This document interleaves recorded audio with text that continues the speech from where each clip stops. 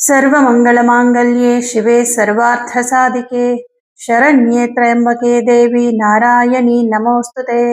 ओम ह्रीं दुं दुर्गायै नमः। ಓಂ ಶ್ರೀ ಗುರುಭ್ಯೋ ನಮಃ. ನಮ್ಮ ಯೂಟ್ಯೂಬ್ ವಾಹಿನಿಯ ಸಮಸ್ತ ವೀಕ್ಷಕರಿಗೆ ನಿಮ್ಮ ನೇತ್ರಾವತಿ ಮಾಡುವ ನಮಸ್ಕಾರಗಳು. ಮಾಸ ಭವಿಷ್ಯ ಕಾರ್ಯಕ್ರಮಕ್ಕೆ ಎಲ್ಲರಿಗೂ ಆತ್ಮೀಯವಾದ ಸ್ವಾಗತ. ವೀಕ್ಷಕರೇ, ಆಗಸ್ಟ್ ಮೊದಲ ವಾರದಿಂದ ಆನ್ಲೈನ್ ಜ್ಯೋತಿಷ್ಯ ತರಗತಿ ಪ್ರಾರಂಭ ಆಗ್ತಾ ಇದೆ. ಯಾರಿಗೆಲ್ಲ ಜ್ಯೋತಿಷ್ಯ ಕಲಿಬೇಕು ಅನ್ನೋ ಆಸಕ್ತಿ ಇದೆಯೋ ಸ್ಕ್ರೀನ್ ಮೇಲೆ ಕಾಣಿಸ್ತಿರುವಂತಹ ನಂಬರ್ಗೆ ಕರೆ ಮಾಡಿ ಅಥವಾ ವಾಟ್ಸಪ್ ನಲ್ಲಿ ಮೆಸೇಜ್ ಮಾಡಿ. ಹಾಗಿದ್ರೆ ಈ ಜುಲೈ ತಿಂಗಳ ಮಾಸ ಭವಿಷ್ಯ ನಿಮ್ಮ ರಾಶಿಗೆ ಹೇಗಿದೆ ಅನ್ನೋದನ್ನ ಈಗ ನೋಡೋಣ. ಕುಂಭರಾಶಿಯವರಿಗೆ ರಾಶ್ಯಾಧಿಪತಿ ಆದಂತಹ ಶನಿ ಗ್ರಹ 2ನೇ ಮನೇಲಿ ಸ್ಥಿತನಾಗಿದ್ದಾನೆ. ಹಣಕಾಸಿನ ವಿಷಯದಲ್ಲಿ ಸ್ವಲ್ಪ ನಿಧಾನ ಆಗ್ತಾ ಇರುತ್ತೆ. ದುಡ್ಡು ಬರೋದಿದೆ, ಬರ್ತಾ ಇಲ್ಲ. ಕೆಲವರಿಗೆ ಸ್ಯಾಲ್ರಿ ಆಗ್ತಾ ಇಲ್ಲ, ಅಥವಾ ಯಾರಿಗೋ ದುಡ್ಡು ಕೊಟ್ಟಿದ್ರಿ ಬರ್ತಾ ಇಲ್ಲ. ಸ್ವಂತ ಉದ್ಯೋಗವನ್ನ ಮಾಡ್ತಾ ಇದ್ದೀರಾ, ತುಂಬಾ ಕೆಲಸ ಮಾಡ್ತಾ ಇದ್ದೀರಾ, ಪ್ರಯತ್ನ ಮಾಡ್ತಾ ಇದ್ದೀರಾ, ಆದ್ರೂ ದುಡ್ಡು ಬರ್ತಾ ಇಲ್ಲ, ಅಂದ್ರೆ ಲಾಭ ಬರ್ತಾ ಇಲ್ಲ ಅನ್ನುವಂತಹ ಬೇಸರಗಳು ನಿಮಗೆ ಜಾಸ್ತಿ ಇರುತ್ತೆ ಈ ತಿಂಗಳಲ್ಲಿ. 2ನೇ ಮನೆಯಲ್ಲಿ ಶನಿ ಕುತ್ಕೊಂಡಿರೋದ್ರಿಂದ ನಿಧಾನ ಆಗ್ತಾ ಇರತ್ತೆ. ಆದ್ರೆ ಅದು ಬರ್ದೇ ಇರೋದಕ್ಕೆ ಕಾರಣ ಗುರು. ಸೊ ಗುರುವಿಗೆ ಪರಿಹಾರವನ್ನ ಮಾಡ್ಕೊಳ್ಳಿ. ಆದಷ್ಟು ಬೇರೆಯವ್ರಿಗೆ ಹಣ ಕೊಡಕ್ ಹೋಗ್ಬೇಡಿ, ಕೊಟ್ಟಿದ್ದು ವಾಪಸ್ ಬರಲ್ಲ. ನಾನು ಹೇಳ್ತಾನೆ ಇರ್ತೀನಿ, ಗುರುಬಲ ಇಲ್ಲದಿದ್ದಾಗ ನೀವು ಯಾರಿಗೆ ದುಡ್ಡು ಕೊಟ್ರು ಅದು ವಾಪಸ್ ಬರಲ್ಲ, ಅದು ಹೋಯ್ತು ಅಂತಾನೆ ಅರ್ಥ. ಅಕಸ್ಮಾತ್ ವಾಪಸ್ ಬಂದ್ರೆ ಗುರುಬಲ ಬಂದ್ಮೇಲೆ ಬರುತ್ತೆ. 1 ವರ್ಷ ಆದ್ಮೇಲೆ ಕೆಲವ್ರು ಕೊಡ್ತಾರೆ ನೋಡಿ. ಕೆಲವರಿಗೆ ದುಡ್ಡು ಕೊಟ್ಟಿರ್ತೀರ, 1 ವರ್ಷ 2 ವರ್ಷ 3 ವರ್ಷ ಆದ್ಮೇಲೆ ಸತಾಯಿಸಿ ಕೊಡ್ತಾರೆ, ಗೊತ್ತಾ? ಆ ತರ ಆಗ್ಬಿಡತ್ತೆ. ಹಂಗಾಗಿ 1 ವಾರಕ್ಕೆ ಕೊಡ್ತೀನಿ, 1 ತಿಂಗ್ಳಿಗೆ ಕೊಡ್ತೀನಿ ಅಂತ ಯಾರಾದ್ರೂ ಕೇಳಿದ್ರೆ ಕೊಡಕ್ ಹೋಗ್ಬೇಡಿ, ಆದಷ್ಟು ಹುಷಾರಾಗಿರಿ.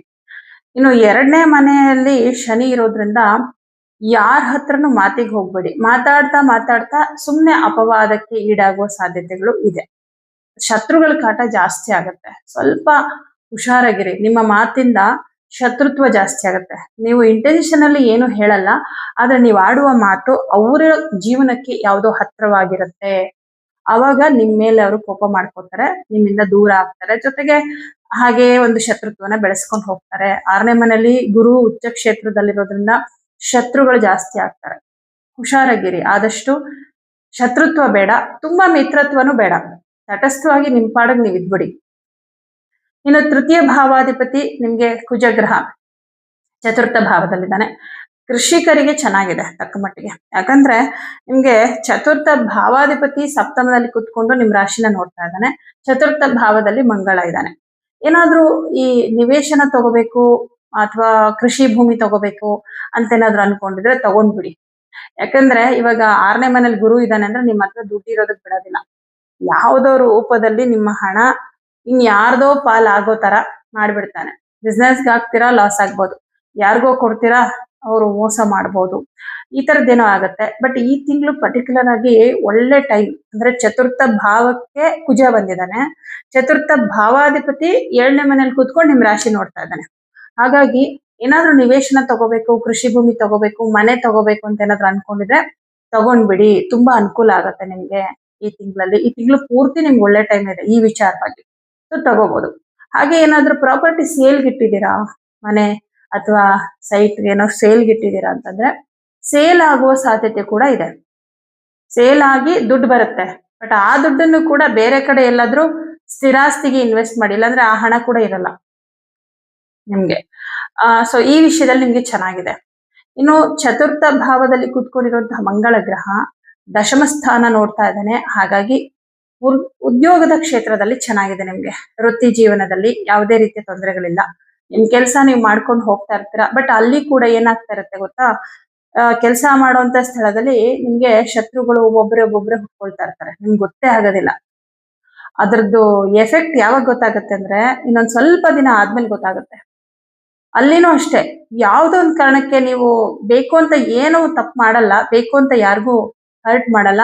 ಏನೋ ಒಂದೊಂದು ಮಾತು ನಿಮ್ಗೆ ನೋಡಿ, ಮಾತೆ ಮೇನ್ ಪ್ರಾಬ್ಲಮ್. ನೀವು ಸೈಲೆಂಟ್ ಆಗಿ ಇದ್ಬಿಟ್ಟು ಏನು ಸಮಸ್ಯೆ ಆಗಲ್ಲ. ನಿಮ್ ಕೆಲಸ ನೀವು ಮಾಡ್ಕೊಂಡು ಹೋಗಿ. ಬಟ್ ಕೆಲವೊಂದ್ಸಲ ಗ್ರಹಚಾರ ಕೆಟ್ಟರೆ ನಮ್ಮ ಪಾಡಿಗೆ ನಾವಿದ್ರು ಕೂಡ ನಮಗ್ ತೊಂದರೆ ಮಾಡ್ತಾರೆ ಕೆಲವರು. ಬಟ್ ಅದ್ರ ಬಗ್ಗೆ ತಲೆ ಕೆಡ್ಸ್ಕೊಬೇಡಿ. ಮನೆಯಲ್ಲಿ ವಿಶೇಷವಾಗಿ ಪೂಜೆ ಪುನಸ್ಕಾರಗಳನ್ನ ಮಾಡ್ತಾ ಇರಿ. ನೀವೇ ಮಾಡಿ. ದೇವಸ್ಥಾನಗಳಿಗೆ ಹೋಗಿ, ಜಾಸ್ತಿ ಹತ್ತಿರದ ದೇವಸ್ಥಾನಕ್ಕೆ ಹೋದ್ರು ಸಾಕು. ಯಾವುದೋ ಒಂದು ದೇವಸ್ಥಾನಕ್ಕೆ ಹೋಗಿ ಸ್ವಲ್ಪ ಹೊತ್ತು ಕೂತ್ಕೊಂಡು ಬನ್ನಿ, ಪೂಜೆ ಮಾಡ್ಕೊಂಡು ಜಪ ಮಾಡ್ಕೊಂಡು ಆ ಬೇಡ್ಕೊಂಡು ಬನ್ನಿ. ಮನೇಲೂ ಅಷ್ಟೇ ಪ್ರತಿನಿತ್ಯ ಪೂಜೆ ಬೆಳಗ್ಗೆ ಮತ್ತು ಸಂಜೆ ದೀಪ ಹಚ್ಚಬೇಕು. ಅಟ್ಲೀಸ್ಟ್ ಊದ್ಬತ್ತಿ ಹಚ್ಚೋದು, ದೀಪ ಹಚ್ಚೋದು, ಈ ಅಭ್ಯಾಸ ಎಲ್ಲಾರ ಮನೇಲೂ ಇದ್ರೆ ಒಳ್ಳೇದು. ಕೆಲವ್ರ ಮನೇಲಿ ವಾರಗಟ್ಲೆ ದೀಪನೇ ಹಚ್ಚೋದಿಲ್ಲ. ದೀಪ ಉರಿದರೆ ಪಾಪ ಉರಿದಂತೆ. ಜಪ ಮಾಡೋದ್ರಿಂದ ಜನ್ಮ ಜನ್ಮದ ಪಾಪಗಳು ನಿವಾರಣೆ ಆಗುತ್ತೆ. ಹಾಗಾಗಿ ನೀವು ಯಾವಾಗ್ಲೇ ದೇವ್ರ ಮನೇಲಿ ಕುತ್ಕೊಂಡು ಮಾಡ್ಬೇಕು ಅಂತೇನಿಲ್ಲ. ಶಿವನ ಜಪ, ನಾಮ ಜಪಗಳನ್ನ, ಕೃಷ್ಣ, ರಾಮ, ಶಿವ, ಈ ಜಪಗಳನ್ನ ನಿಮ್ಗೆ ಸಮಯ ಸಿಕ್ಕಾಗ ಕಣ್ಮುಚ್ಚಿ ಅಂದ್ರೆ ದೇವ್ರ ಮೇಲೆ ಗಮನ ಕೊಟ್ಟು ನೀವು ಜಪ ಮಾಡ್ಬೋದು. ಮಾಡ್ತಾ ಇರಿ, ಒಳ್ಳೇದಾಗತ್ತೆ. ಪಂಚಮಾಧಿಪತಿ ಬುಧ ಗ್ರಹ ಪಂಚಮದಲ್ಲೇ ಸ್ಥಿತನಾಗಿದ್ದಾನೆ. ವಿದ್ಯಾರ್ಥಿಗಳಿಗೆ ತುಂಬಾ ಚೆನ್ನಾಗಿದೆ. ಅದರಲ್ಲೂ ಕಾಂಪಿಟೇಟಿವ್ ಎಕ್ಸಾಮ್ಗಳಿಗೆ ಪ್ರಿಪೇರ್ ಆಗ್ತಾ ಇರೋರಿಗೆ ತುಂಬಾ ಒಳ್ಳೆ ಟೈಮ್. ಯಾಕಂದ್ರೆ ಕುಜ 10ನೇ ಮನೆ ನೋಡ್ತಾ ಇದ್ದಾನೆ, ಕಾರ್ಯದಲ್ಲಿ ಗೆಲುವನ್ನ ಕೊಡ್ತಾನೆ. ಇನ್ನು ಪಂಚಮ ಅನ್ನೋದು ವಿದ್ಯಾಸ್ಥಾನ, ಪಂಚಮಾಧಿಪತಿ ಪಂಚಮದಲ್ಲೇ ಇದ್ದಾನೆ. ಇನ್ನು ರವಿ ಇದ್ದಾನೆ, ಆತ್ಮಬಲ ಬುದ್ಧಿಬಲ ಎರಡು ನಿಮ್ ಕೈಲಿರುತ್ತೆ. ಹಾಗಾಗಿ ವಿದ್ಯಾರ್ಥಿಗಳಿಗೆ ತುಂಬಾ ಚೆನ್ನಾಗಿದೆ. 6ನೇ ಮನೆಯ ಗುರುವಿನಿಂದಾಗಿ ಹಣಕಾಸಿನ ವಿಷಯದಲ್ಲಿ ಚಿಂತೆನೂ ಇರುತ್ತೆ ನಿಮ್ಗೆ. ಅಯ್ಯೋ ಮುಂದಿನ ದಿನಗಳಲ್ಲಿ ಏನೇನಾಗುತ್ತೋ ಆ ತರ. ತುಂಬಾ ದಿನ ಏನಿದ್ರೆ ಎಫೆಕ್ಟ್ ಇರಲ್ಲ ನೋಡಿ. ಮಧ್ಯದಲ್ಲೇ ಸ್ವಲ್ಪ ದಿನ ಸಿಂಹರಾಶಿಗೆ ಬರ್ತಾನೆ ಗುರು, ಆವಾಗ ಮತ್ತೆ ಸಾಲ್ವ್ ಆಗುತ್ತೆ ಪ್ರಾಬ್ಲಮ್. ಮತ್ತೆ ವಾಪಸ್ ಕರ್ಕಾಟಕ ರಾಶಿಗೆ ಬರ್ತಾನೆ. ಟೋಟಲ್ ಆಗಿ ಒಂದು ವರ್ಷದಲ್ಲಿ ನಿಮ್ಗೆ ಒಂದ್ ಸ್ವಲ್ಪ ವೇರಿಯೇಷನ್ ಇರುತ್ತೆ ಫೈನಾನ್ಷಿಯಲಿ. ಸ್ವಲ್ಪ ಎಚ್ಚರಿಕೆಯಿಂದ ಇರ್ಬೇಕು. ದುಡ್ಡು ಹೋಗ್ತಾ ಇದೆ ಅಂದಾಗ ನಾವು ಸ್ವಲ್ಪ ಹುಷಾರಾಗ್ಬಿಡ್ಬೇಕು. ಇನ್ನೂ ಜಾಸ್ತಿ ದುಡ್ಡು ತಗೊಂಡೋಗಿ ಇನ್ವೆಸ್ಟ್ ಮಾಡಕ್ ಹೋಗ್ಬಾರ್ದು. ಸ್ವಲ್ಪ ಸ್ಟಾಪ್ ಮಾಡ್ಬೇಕು ಅಷ್ಟೇ, ಇನ್ನೇನಿಲ್ಲ. ಸಪ್ತಮದಲ್ಲಿ ಶುಕ್ರ ಸ್ಥಿತನಾಗಿದ್ದಾನೆ. ಪಾಲುದಾರಿಕೆಯ ಒಂದು ವ್ಯವಹಾರದಲ್ಲಿ ತುಂಬಾ ಅನುಕೂಲ ಇದೆ. ಯಾರ್ಯಾರೆಲ್ಲ ಸ್ವಂತ ಉದ್ಯೋಗವನ್ನ ಮಾಡ್ತಾ ಇದ್ದೀರೋ ಉದ್ಯೋಗದಲ್ಲಿ ಚೆನ್ನಾಗಿದೆ. ಅಂದ್ರೆ ಓನ್ ಆಗಿ ನೀವೇ ಬಿಸ್ನೆಸ್ ಮಾಡ್ತಾ ಇರೋದಕ್ಕಿಂತ ಬೆಟರ್ ಆಗಿರುತ್ತೆ ಅಂತ ಹೇಳ್ಬೋದು. ಯಾಕಂದ್ರೆ ಪಾಲುದಾರಿಕೆ ಅಂದ್ರೆ ಸಪ್ತಮ ಸ್ಥಾನ ಚೆನ್ನಾಗಿದೆ. ಸಪ್ತಮ ಸ್ಥಾನದಲ್ಲಿ ಶುಕ್ರ ಇದ್ದಾನೆ. ಯೋಗಕಾರಕ ಅವನು ನಿಮ್ಗೆ ಚತುರ್ಥಾಧಿಪತಿ ಮತ್ತು ಭಾಗ್ಯಾಧಿಪತಿಯಾಗಿ ಯೋಗಕಾರಕನಾಗಿರ್ತಾನಲ್ವಾ. ಹಾಗಾಗಿ ನಿಮ್ಗೆ ಯೋಗವನ್ನ ಕೊಡ್ತಾನೆ. ಯಾರಿಂದ? ನಿಮ್ಮ ಪಾಲುದಾರರು, ನಿಮ್ಮ ಪಾರ್ಟ್ನರ್ ಕಡೆಯಿಂದ ನಿಮಗೆ ಯೋಗ ಸಿಗುತ್ತೆ. ಹಾಗೆ ನಿಮ್ಮ ವೃತ್ತಿ ಕ್ಷೇತ್ರಕ್ಕೆ ಸಂಬಂಧಪಟ್ಟಂತೆ, ಏನಾದ್ರೂ ವ್ಯವಹಾರಕ್ಕೆ ಸಂಬಂಧಪಟ್ಟಂತೆ ನಿಮ್ಮ ಸಂಗಾತಿಯಿಂದ ನೀವೇನಾದ್ರೂ ಸಲಹೆಯನ್ನ ತಗೋಬಹುದು. ಅಷ್ಟಮಾಧಿಪತಿಯಾಗಿ ಬುಧ ಗ್ರಹ ಪಂಚಮದಲ್ಲಿದ್ದಾನೆ. ಏನೂ ತೊಂದರೆ ಇಲ್ಲ ನಿಮ್ಗೆ. ಏನೇ ಒಂದು ಸಮಸ್ಯೆಗಳಿದ್ರು ಕೂಡ ಧೈರ್ಯವಾಗಿ ಎಲ್ಲವನ್ನ ಫೇಸ್ ಮಾಡುವಂತಹ ಒಂದು ಶಕ್ತಿ ಇರುತ್ತೆ. 15ನೇ ತಾರೀಕು ಮೇಲೆ ರವಿ ಗ್ರಹ 6ನೇ ಮನೆಗೆ ಬರ್ತಾನೆ. ಆವಾಗ ಶತ್ರು ಬಾಧೆ ಸ್ವಲ್ಪ ಕಮ್ಮಿ ಆಗ್ಬಿಡುತ್ತೆ ನಿಮ್ಗೆ. ಯಾಕಂದ್ರೆ ಈ ರವಿ ಈ ತರ ಇವರೆಲ್ಲ, ರವಿ ಶನಿ ಇವರೆಲ್ಲ ರಾಜಸ ತಾಮಸ ಗ್ರಹಗಳು. ಇಂಥವ್ರು, ಈ ಗ್ರಹಗಳು 6ನೇ ಮನೇಲಿದ್ರೆ ಶತ್ರುಗಳು ನಿಮ್ಗೇನು ತೊಂದರೆ ಕೊಡಕ್ಕಾಗಲ್ಲ. ಅಂದ್ರೆ ಅವ್ರಿಗೆ ಅಲ್ಲಿ ತೊಂದರೆ ಆಗ್ತಾ ಇರುತ್ತೆ. ಅದಕ್ಕೆ 16ನೇ ತಾರೀಕಿಗೆ ರವಿ 6ನೇ ಮನೆಗೆ ಬರ್ತಾನೆ ಕರ್ಕಾಟಕ ರಾಶಿಗೆ. ಅಷ್ಟ್ರ ಮೇಲೆ ಸ್ವಲ್ಪ ಶತ್ರು ಬಾಧೆ, ಈ ಸುಮ್ನೆ ಕಿರಿಕಿರಿ ಮಾಡೋದು, ನಿಮ್ ಬಗ್ಗೆ ಏನೋ ಅಪಪ್ರಚಾರ ಮಾಡೋದು, ಇಂಥದ್ದೇನಾದ್ರೂ ಆಗ್ತಾ ಇದ್ರೆ ಅದೆಲ್ಲ ಅವಾಯ್ಡ್ ಆಗ್ಬಿಡತ್ತೆ. ಇನ್ನು ಭಾಗ್ಯಾಧಿಪತಿ ಶುಕ್ರ ಗ್ರಹ ಸಪ್ತಮದಲ್ಲಿದ್ದಾನೆ. ದೇವಸ್ಥಾನಕ್ಕೆ ಹೋಗುವಂಥದ್ದು, ಮನೆ ದೇವರಿಗೆ ಹೋಗುವಂಥದ್ದು ಇರುತ್ತೆ ಈ ತಿಂಗಳಲ್ಲಿ ಪ್ರಮುಖವಾಗಿ. ಆಮೇಲೆ ಕೆಲವೊಂದು ಹರಕೆಗಳು ಈ ತರದ್ದೆಲ್ಲ ಇರುತ್ತೆ ನೋಡಿ, ಅದನ್ನ ತೀರಿಸುವಂಥದ್ದು.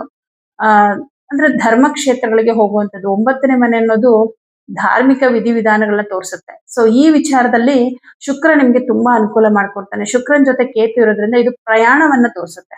ದೂರ ಪ್ರಯಾಣವನ್ನು ಕೂಡ ಮಾಡ್ತೀರಾ. ಅದು ಕೂಡ ಪರ್ಟಿಕ್ಯುಲರ್ ಆಗಿ ದೇವರು, ದೇವಸ್ಥಾನ ಇಂಥದಕ್ಕೆ ಸಂಬಂಧಪಟ್ಟಿದ್ದಾಗಿರುತ್ತೆ. ದೂರ ಪ್ರಯಾಣವನ್ನ ಮಾಡ್ತೀರಾ. ಗುರುಬಲ ಇಲ್ಲದಿದ್ದಾಗ ದೇವಸ್ಥಾನಕ್ಕೆ ಹೋಗೋದಕ್ಕಾಗಲ್ಲ, ದೇವ್ರ ದರ್ಶನ ಮಾಡಕ್ಕಾಗಲ್ಲ ಅಂತ ಕೆಲವೊಂದು ಸಂದರ್ಭಗಳಲ್ಲಿ ಹೇಳ್ತಾರೆ. ಆದ್ರೆ ನಿಮಗೆ ಈ ಪ್ರಾಬ್ಲಮ್ ಬರಲ್ಲ. ಯಾಕಂದ್ರೆ ಗುರುಬಲ ಇಲ್ಲದೆ ಹೋದ್ರು ಕೂಡ ನಿಮ್ಮ ರಾಶ್ಯಾಧಿಪತಿ ಶನಿನ ಗುರು ನೋಡ್ತಾ ಇದ್ದಾನೆ. ಅಲ್ಲಿಗೆ ಏನಾಗುತ್ತೆ, ನಿಮ್ಮ ರಾಶಿ ಮೇಲೆ ಗುರುದೃಷ್ಟಿ ಇರಲ್ಲ, ಆದ್ರೆ ನಿಮ್ಮ ರಾಶ್ಯಾಧಿಪತಿ ಮೇಲೆ ಗುರುದೃಷ್ಟಿ ಇರುತ್ತೆ.